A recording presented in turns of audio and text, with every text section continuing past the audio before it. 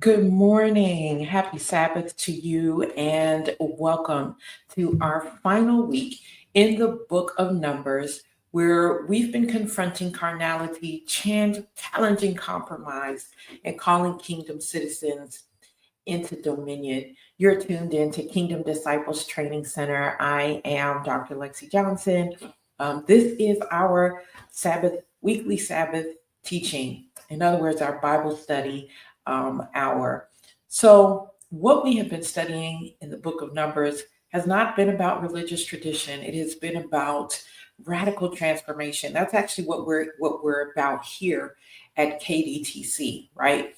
We expose shallow faith, dismantle religious tradition, and raise up kingdom disciples who know their Bible, walk in power, and live what they preach, and they do so unapologetically. Today, we are dealing with what happens at the edge of the promise. Not everyone who makes it out of Egypt will walk into dominion. And so the question is, will you steward what God's given you, or will you die holding the promise but never possessing it? Right? What a tragic thing. What a tragic thing to have happen, right? That God has promised you some things, but you don't quite lay claim to that promise. You do not want to die at the border, right? So our main scripture for today is coming from Numbers chapter 33, verse 53. Numbers chapter 33, verse 53, and I may be bouncing back and forth between the New Living Translation and the New King James Version. Okay, all right. The NLT says, "Take possession of the land and settle in it, because I have given it to you to occupy." The New King James says, "You shall dispossess the inhabitants of the land and dwell in it, for I have given you the land to possess." Man, there is a lot to say, even just in that one scripture, right? And we will get to it as we go through today's teaching. So our focus today is Numbers chapter 31 through 36. Numbers chapter 31 through 36. All right. Okay, so let's get to it. In chapter number 31, what we see is the vengeance of Yah, right? There is a war with the Midianites. And verse 1 says, "And the Lord spoke to Moses, saying, Take vengeance on the Midianites for the children of Israel. Afterward you shall be gathered to your people." All right, verse 3. "So Moses spoke to the people, saying, Arm some of yourselves for war, and let them go against the Midianites to take vengeance for the Lord on Midian. 1,000 from each tribe of all the tribes of Israel you shall send to the war." All right, so he began to give instructions on how to, organize so that they could go to war. The Lord has said, hey, go and, war with these people. He said, I've already made a way for you to win this war, and when you're done, there were also instructions, right, when they return from war, but we'll get to that in a minute. So first of all, who are the Midianites? Who are the Midianites? Well, the Midianites are actually also descendants of Abraham. They were descendants of one of his sons, and they were not the people, though, who were included as part of the promise. Okay, so a lot of times we hear about Isaac, we hear about Ishmael, but we don't often hear about any of the other children beyond Isaac and Ishmael. So we don't really talk about it that much, but we should, right? We should. So yes, they were descendants of Abraham through his wife Keturah. Okay, and they were never considered to be part of the covenant people of God. And so you can imagine, we're not going to dive into that today, but you can probably imagine some of the family dysfunction going on as a result of that, right? And so the Midianites were not at all kind to the Israelites. And so God was angry with them. And so now he was going to get his vengeance on the Midianites. And it reminds me of the Bible that tells us in a couple of places that vengeance is his, right? I can imagine some of the other Israelites were thinking, when is God going to deal with these people, right? They've been a thorn in our side. They do this to us. They talk, they blah, blah, blah, whatever it is, right? But we cannot exact vengeance in the most perfect way than our Father does, right? So this is why he says that vengeance is his. So what you see here in chapter 31 is him now saying, okay, it's time of commanding you to go against the Midianites. And this is, you're going to win, right? Because I am on your side. And so God commands Moses to avenge Israel against Midian. Israel then goes and Israel wipes out the men. But what do they do? They spare the women. Okay. And so this was not the instruction of the Lord. It says, take vengeance on the Midianites for the children of Israel. There was no exception, right? When you read through any of these verses, there wasn't any exception. There wasn't an exception made for women. There wasn't an exception made for children. There wasn't any exception. Okay. It says in verse 9, and the children of Israel took the women of Midian captive with their little ones, and took as spoil all their cattle, all their flocks, and all their goods. They also burned with fire all the cities where they dwelt and all their forts, and they took all the spoil and the booty of man and beast. Verse 12, then they brought the captives, the booty, and the spoil to Moses, to Eleazar the priest, and to the congregation of the children of Israel, to the camp in the plains of Moab by the Jordan, across from Jericho. And Moses, Eleazar the priest, and all the leaders of the congregation went to meet them outside the camp. Now, these men thought they probably had done a good thing, obviously, because they did it, right? I guess they thought that it was a good idea. God is, when he gives instructions, he's very clear.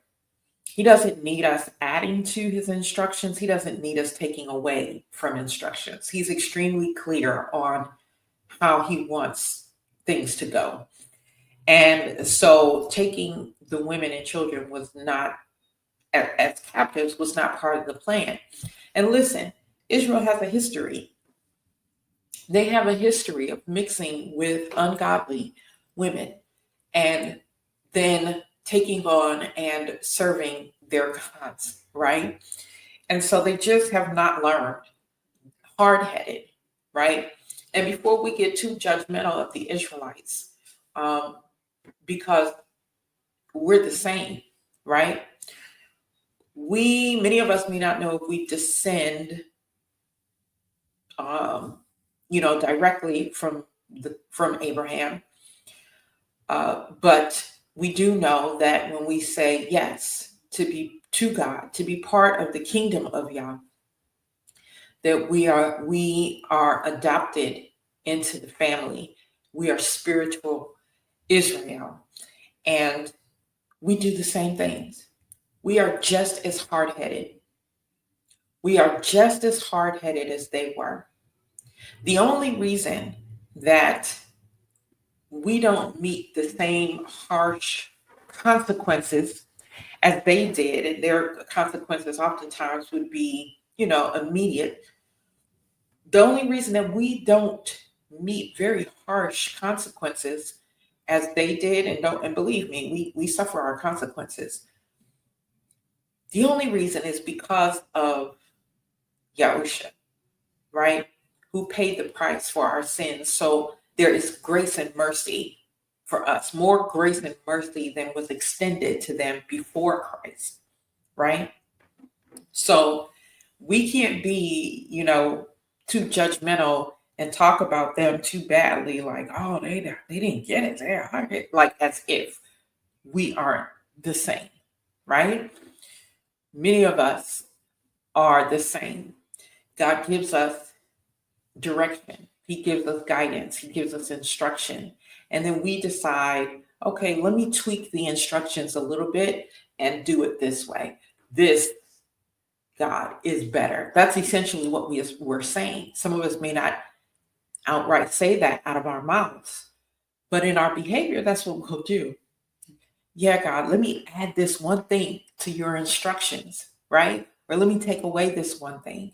Or let me, put this twist or this spin on it.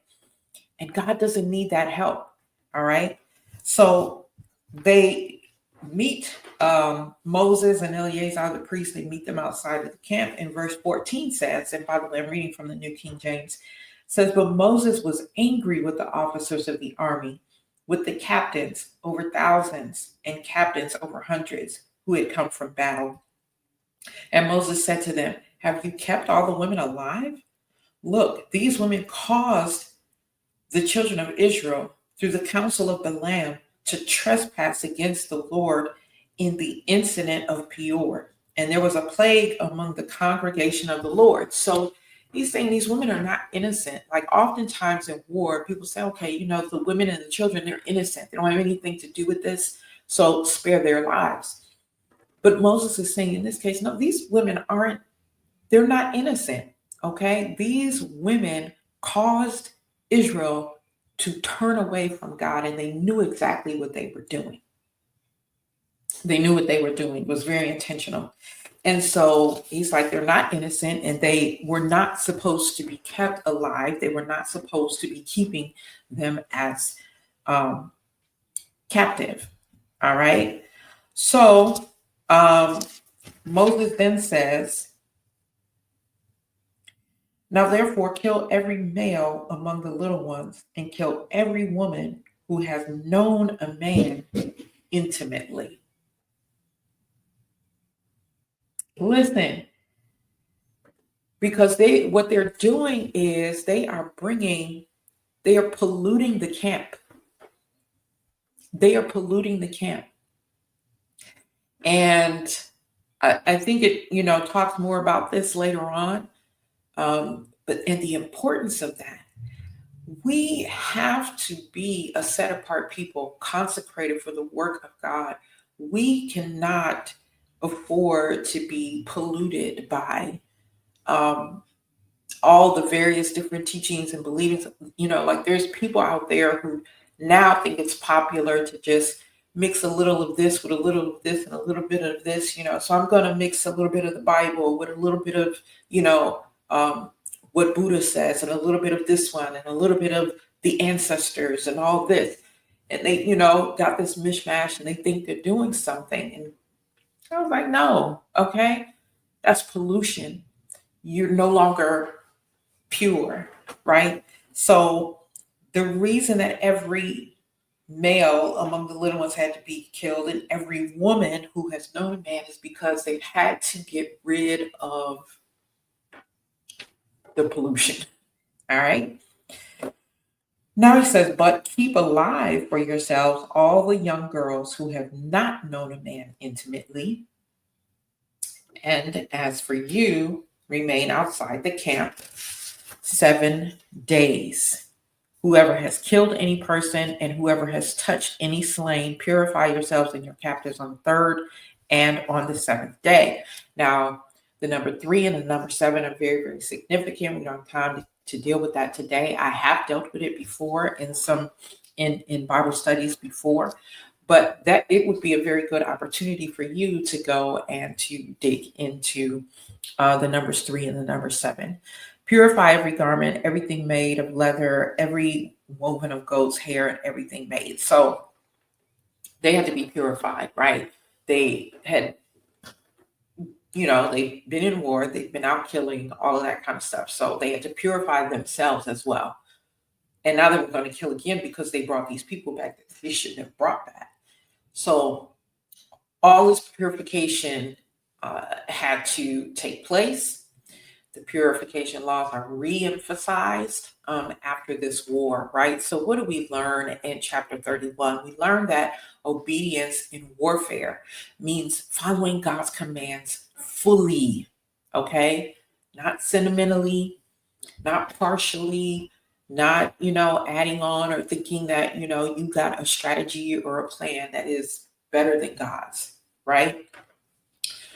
Because that's what we do when, God will say, hey, I want you to open the business. I want you to serve these people. I want you to do it in this way. This is your strategy for marketing, whatever the case may be. And then we'll be like, oh, but I took this class and let me add this, to the instructions that God has given me.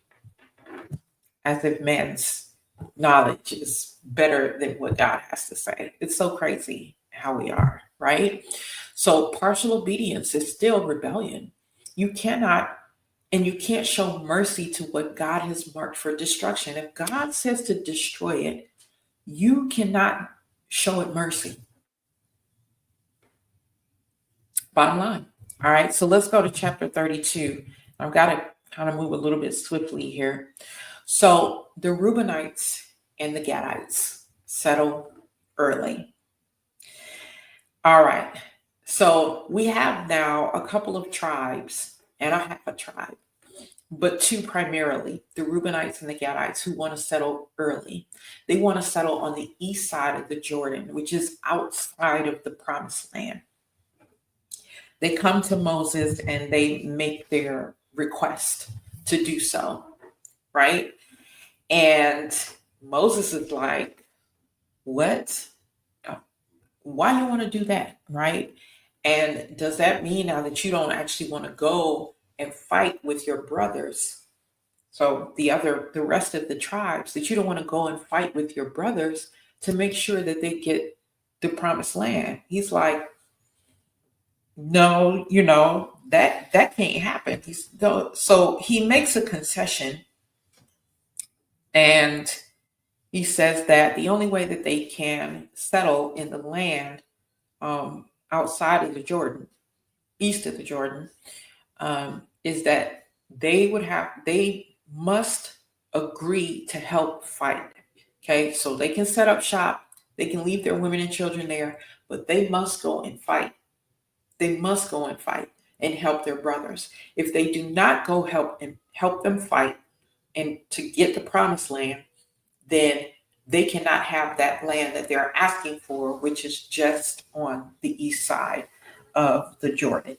Now, there are some that argue like, oh, this was very, a strategic thing that was done because it was allowed, right? So they say, okay, then this was very strategic. There was nothing strategic about it. These people saw, the people of Reuben and the people of these people saw that, oh, this land looks really good right here. It's plush, it's whatever. It just looks like the best to them, right? And so they decided, we want this. We don't want what God is offering. This is what we want right here. We think this is better. Once again, that sounds like us today. God says, this is what I have for you. And we're like, I like this better over here. And I like this better over here. And because I really don't know what I'm getting over there, and I really don't want to go through the trouble of doing what needs to be done, I'm going to settle right here. Listen, settling before crossing over into your promised land can become a generational stronghold, as it did for them in many ways, right? once again, we think we know better. It's like, how do we tell God, God's saying, this is the promised land. They were actually repeating what their ancestors had done. Because remember, when Joshua and Caleb were younger, it was them two and 8 others that went to spy on Canaan land. And they came back and it was like, wow, it's amazing. The grapes are as big as your head, they didn't say that, but the grapes were really huge. And so they were like, oh, it just looks great over there. But there's these giants, there's these Philistines. And so, we should just probably not bother. We should probably just kind of, leave it alone. find another place. Though God had promised that place to them. So remember what God said, that them people, they were not even going to see the promised land because they didn't believe. So here we are now, another generation. Okay? The Reubenites and the Gadites now. They're saying, hey, you know what? We like this better. Settling before crossing can become a generational stronghold. And that's exactly what happened, right?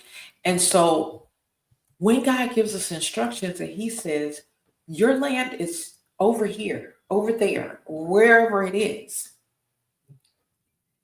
that's where your land is, right? But oftentimes what we do is we settle somewhere because this is comfortable. We like it here. It feels good. All of that, right? But just because it's comfortable doesn't mean that it's covenant. And so you have to decide, what do you want? Do you want comfortable or do you want covenant? Which one do you want? Right? Comfortable or covenant? And I don't know about you, but as I was studying this, I'm like, I'm thinking about my life. I'm thinking about what has occurred and what is occurring. And I'm like, yeah, I have settled in some areas of my life, right? And I needed to make a decision, which I did. Like, I am not going to settle anymore.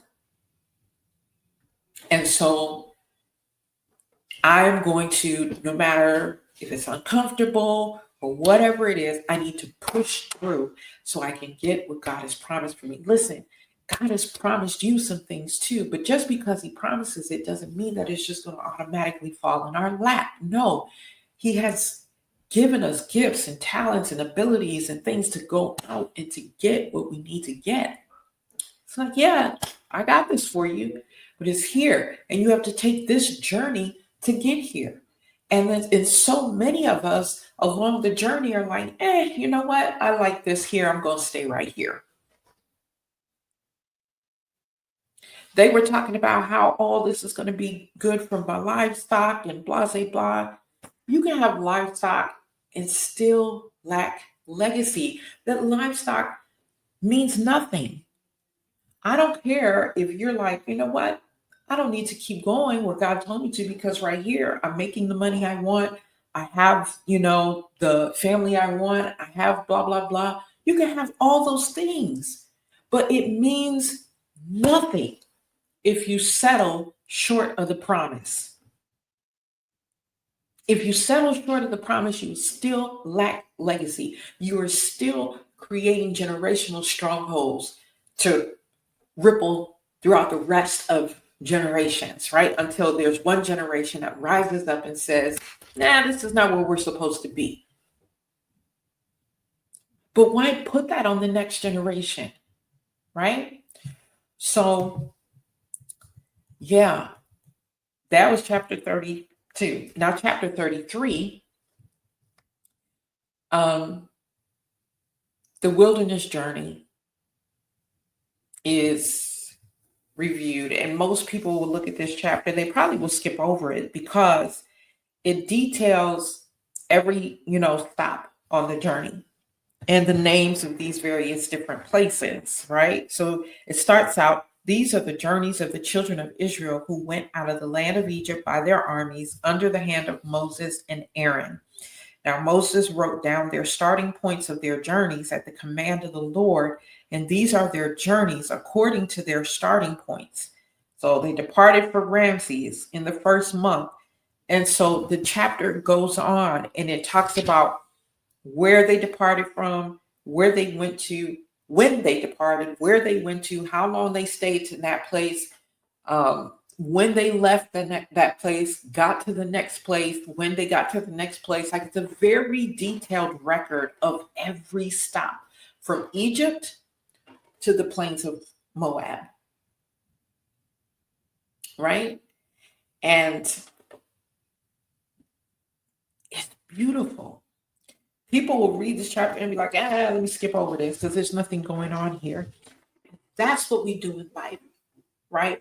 We're like, we don't give any respect to the stops along the way. We just want to get to the place. We want to hear the beginning and we want to hear what at the end. We don't care about the middle, but it is in the middle. It is in the process, right?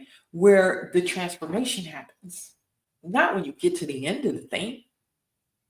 It's in the process where all the good stuff happens, right? And so don't skip that part. This is why you hear the phrase like, hey, enjoy the journey. Enjoy the journey. Don't be in such a rush to get to the place before it is your time to get to the place. Enjoy the journey. Enjoy the journey, okay? Because the journey is part of the whole experience. The journeys, if you ask me, the journey oftentimes is the best part of it. Not necessarily the start point and not necessarily the end point, right? The stories, the testimonies, and all of that come from the journey. That's what makes getting to the promised land so good, is the journey, right? So there is a, review of the journey. Okay. And again, during this journey, God commands them to drive out all inhabitants when they enter the land. And every stop that we make, we are supposed to drive out all inhabitants. I don't think we understand. That's why I'm saying the journey is the most beautiful part, because every stop along the way, you are supposed to drive out the enemy and take up territory for the kingdom. We are supposed to advance the kingdom. It's supposed to grow in people, grow in land, grow in every resource. But too many of us are so busy just trying to get to the end. We don't even care about the people during that time, the whatever, or we're at a stop and we're like, oh, I don't want to be here. I don't like it here. Blah, blah, blah. All the complaining and the murmuring and the whatever. And we are really missing out on taking up territory for the land. Listen, it is not your history, whether you belong to this family, that family, you come from a line of pastors or this or that or whatever. It's not your history, a line of business owners or this. It's not your history that entitles you to dominion. No, it's your obedience that does. Who cares if you come from a line of pastors? Who cares if you come from a line of entrepreneurs? Who cares if you come from a line of teachers or a line of whatever? It matters not. Your obedience is what matters. And that's why the journey is important. Every compromise that you leave in the land will become a thorn in your side. And that's what they learned. Verse 55, it says, but if you do not, verse 55 of chapter 33, but if you do not drive out the inhabitants of the land from before you, then it shall be that those whom you let remain shall be irritants in your eyes and thorns in your sides, and they shall harass you in the land where you dwell. Moreover, it shall be that I will do to you as I thought to do to them. So you could get to the promised land, but if you were not obedient along the way, you're going to end up just like people who are not in covenant. Because you're not in covenant. You sidestepped. You're outside of it. And that's the shame, right? Okay, so let's keep moving. Chapter 34. In chapter 34, what we have is the boundaries being set. So God defines the geographical borders of Canaan. And again, some people will look at this and this is boring stuff, but there's meat in all of this. So God defines the geographical land of Canaan. The leaders are appointed to divide the land, okay? And here's the thing. God defines your portion. This is what we need to get out of chapter 34, that he defines your portion. You don't get to choose the lines, okay? Not when you have said, yes, Lord, I am, I give myself to you. All right? Nothing is ours. We don't get to choose the lines. He sets them.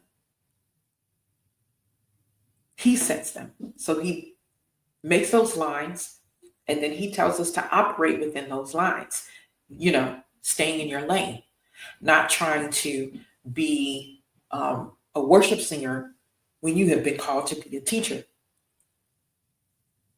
not trying to go and, open some kind of business he didn't call you to open, but he told you to open this business over here. Right? But because you think you belong over there, right? So God is the one who defines your portion. You don't get to choose that. I don't get to choose the boundaries. He sets all of that. Okay? So when we disrespect divine boundaries, that leads to delayed breakthrough. I need to say that again, right? Because I'm telling you, that's something that ouched me too, right? When you disrespect the divine boundaries, when you are out of line, that leads to delayed breakthrough. God gives dominion with definition. If it has no order, then it's not from him. If there is no order, no boundaries, then it's not from him. And there's a lot of talk about boundaries today, boundaries in relationships and all of that. And yeah, if it don't have no order, then it's not from him. If there are no boundaries, there is chaos. All right. Chapter 35 now talks about, the Levites and what is going to be their portion. Remember, the Levites will not have their own land. They serve full time. They serve the Lord full time. Okay. So 48 cities are given to the Levites, including 6 cities of refuge. And these cities of refuge are for accidental killers, people who've accidentally killed somebody and now they are running from, the family that wants of their loved one that they murdered, and they are trying to seek, they want them dead. So they could come to one of these cities for refuge, right? And then at some point it would be decided whether or not it was truly an accident or not. And then there would be justice if they were found to actually have murdered someone intentionally, right? And it goes through and talks about, what qualifies as a murder that's intentional, okay, versus accidental. So the justice laws for murder and blood vengeance are laid out. Now, the cities of refuge, man, they were symbolic of what Yahushua would come to do as our high priest, right? And he is our refuge. So the cities of refuge were very prophetic. And I also said, man, this is so beautiful. If we would just today in 2025, set things up the way God set things up. Follow that order. We had cities of refuge, right? Even cities of, and the cities of refuge weren't just for murderers, but if people had needs, if there were foreigners that were displaced, they could stay in cities of refuge. If we would just do this in the way that God set things out, we wouldn't have all the chaos we got going on all over the world right now, right? So the Levites didn't get land, but they did get spiritual responsibility, and the responsibility was huge. It was no walk in the park, okay? It was huge. They could literally lose their life for not, remaining consecrated and, really doing the things of the Lord. So there's a difference between refuge and escape, and only the repentant qualify for refuge. You hear me? Only the repentant qualify for refuge. So what does it mean to repent? It means not only to say you're sorry, but your actions also indicate that you're no longer going in the way of destruction, but now you're going in the way of life, right? So, yeah, refuge wasn't for just anyone. It was for those who were repentant, okay? And ministry, the other thing that we should know out of chapter 35 is that ministry without territory means that your inheritance is in your obedience, not your stuff. Okay, because the Levites didn't have stuff, but they still had they still are part of the inheritance. So it's not about your stuff. It's about your obedience. All right, and then finally in chapter 36, we have the inheritance secured by boundaries, and it talks about the daughters of Zelophehad, and we talked about them last time, right? And how now they allow for this change in man's rules about women being able to inherit land. So now that they were able to inherit land, now they were going back and they were reviewing this because people were now saying, hey, if these women, they inherit land and now they go marry people outside of their own tribe, okay? So they marry to other tribes, not outside of Israel. They weren't talking about that. They were just talking about marry outside of their tribe. That if they did that, then the tribes would be losing land, right? So the daughters of Zelophehad are told to marry within their tribe, and it was not only for them, but any woman. So they were, in order to keep their inheritance, if they married outside of their tribe, that land would stay with the tribe. They would have to go without the land, right?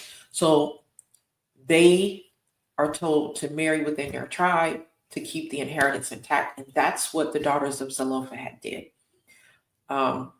They ended up marrying some cousins in the tribe. I would imagine they were distant cousins, but I don't know. Doesn't say that, just as they married cousins, right? So anyway, the book ends with divine order to secure a generational legacy. How powerful, right? So inheritance is not just received, right? You don't receive it, but you also have to protect it. You have to protect it. And that's what chapter 36 gave us a picture of, that you have to protect the generational legacy. And so your decisions about partnership, who you partner with, who you align with, who you marry, all of those decisions, who you partner with, these affect your legacy. And we make these decisions not even thinking about this stuff, right? It affects your legacy. So don't compromise dominion for some emotional or other convenience, okay? So what do we learn in Numbers 31 to 36? That obedience after victory is just as important as obedience before battle. Got to be obedient all the way through, before, during, after. That we don't settle on the edge of dominion. We got to cross over, okay? So the Reubenites and the Gadites, they're on the edge and they want to settle. Your history matters, but your consistency and your obedience determines your future. We also learn that God doesn't bless chaos. Boundaries are his protection. We also learn that spiritual responsibility outweighs material acquisition all the time, right? And legacy is protected by discipline, not just desire. Because we can be desirous of a lot of things, but sometimes our desires can take us places that we never imagined, right? And so we have to protect our legacy through discipline and obedience, all right? So practical application here. Identify areas where you have settled early. Where have you stopped short of what God promised? Identify those areas, write them down, repent, and then get up and begin moving again. Reevaluate your boundaries. Are you maintaining the divine borders, right? Are you maintaining the divine borders that the Almighty Yah assigned to your time, to your relationships, to your finances, to your focus, right? And then take inventory of what needs to be driven out. What enemy are you tolerating that God told you to get rid of? It could be things, people, places, whatever. What did he tell you to get rid of? And you're still giving grace to that thing, right?